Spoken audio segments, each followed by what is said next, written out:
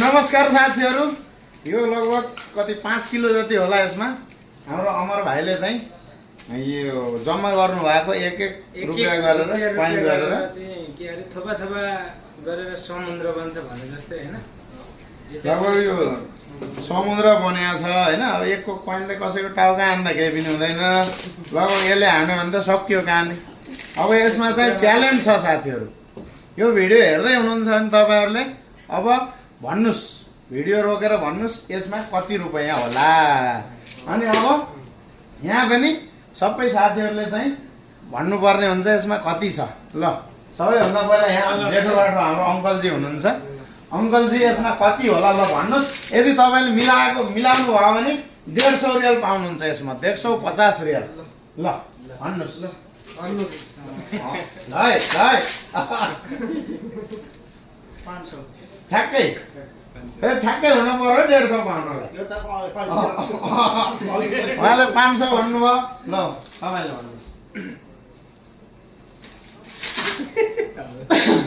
Kilo जति हैन। 600 ल ल भाइ लेखेको रहेछ। हाम्रो सुभाष भाइ प्रिय भाइ ल कति 400। तिम्रो त मिलेन मैले अहिले भन्ने। ल भाइ 700 तपाईँले भन्ने हो सर। तपाईँले भन्ने भन्नु न मिलिहाल्यो भने 150 धेरै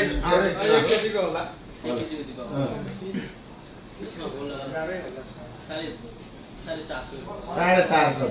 ल तपाईँ 1 रुपैयाँ 2 रुपैयाँ तपाईँको मिलेन क्या तपाईँ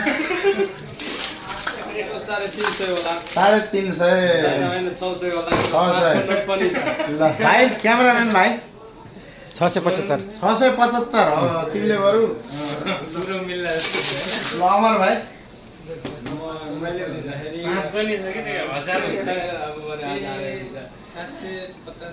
750 मैले चाहिँ ल 800 रुपैयाँ ठ्याक्कै। मेरो 800 675 रुपैयाँ। अब यो गन्न अबेला हुन्छ। उहाँ सबैको फोन नम्बर र अहिले यो भिडियो हेरेर चाहिँ मेरो मिलो भनेर त्यहाँ कमेन्ट गर्नु है। अनि नमस्कार नमस्कार। तपाईँले यसमा केही गर्न सक्नुहुन्छ। कति पैसा होला यसमा?